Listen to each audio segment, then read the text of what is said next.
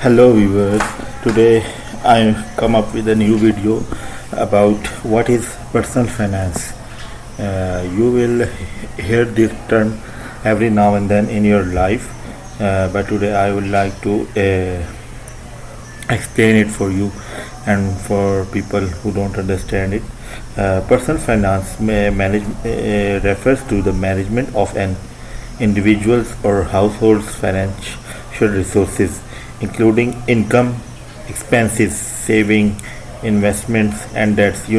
What you earn, you have to do expenses on daily routine, and some of the earning has to be saved, and some of the earning has to be invested, and some income has to be repaid on debt payment. It involves making informed decisions about money matters to achieve financial goals and improve overall financial well-being. Personal finance covers various aspects such as budgeting, saving, insurance, retirement planning, tax planning, and debt management. Here are some key areas of personal finance I would like to explain to you guys. Number one, budgeting. Like the word says, budgeting, creating a budget involves tracking income and expenses to allocate funds for different needs and goals. It helps individuals understand their spending patterns and make adjustments to achieve financial balance. Now, after budgeting, we talk about number second area, saving and investing.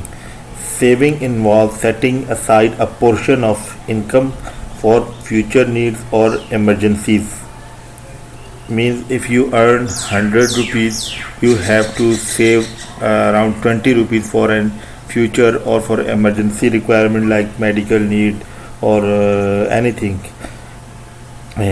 Investing is a process of putting money into assets such as stock, bonds, real estate, or mutual funds with the aim of earning a return over time. Every person nowadays need investment. Investment is which make you adjusted with the inflation graph currently. Especially food inflation very high. By investing you will get earning, and you will be easily able to adjust with the inflation. Number three, we will talk about the debt management. This involves managing existing debts such as credit card debt, student loans, or mortgage. It includes strategies to repay debt efficiently, minimize interest payments, and avoid excessive borrowing. Debt management is very crucial. Every country, at country level, they need debt management. So, at personal level too, we need debt management. That is crucial for economy of our own pocket.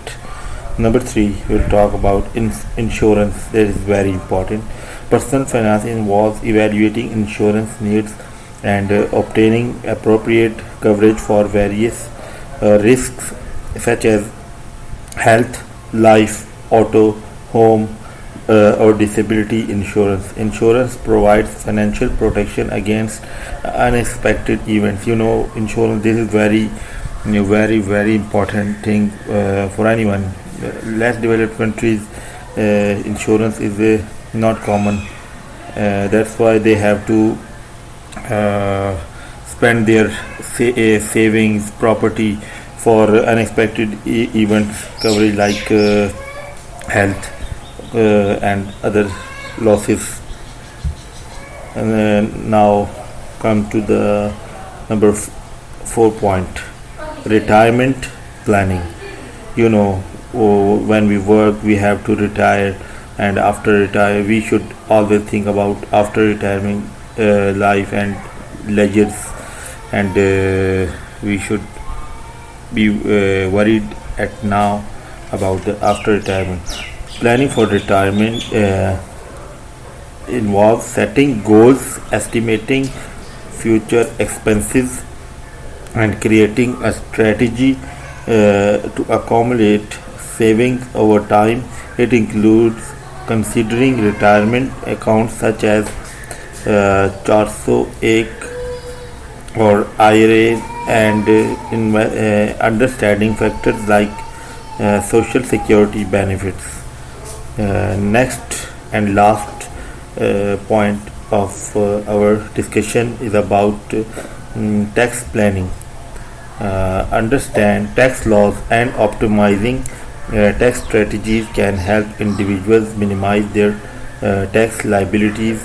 This may involve taking advantage of deductions, credits, and tax advantaged accounts or exemptions, or so many benefits that you can get by knowing the tax laws, which you may skip without effective knowledge.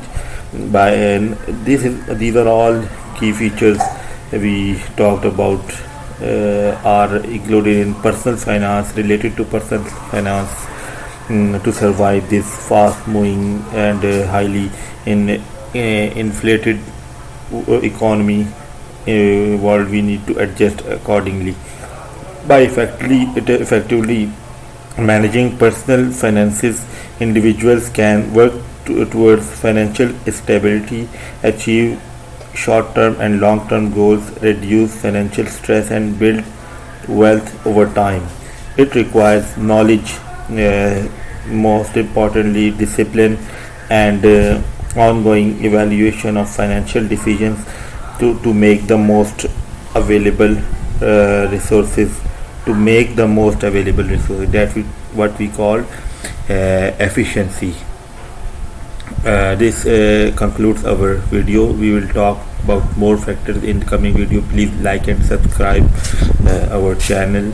We are new to it, but we will surely add value to you about finances, businesses, and all things related to them.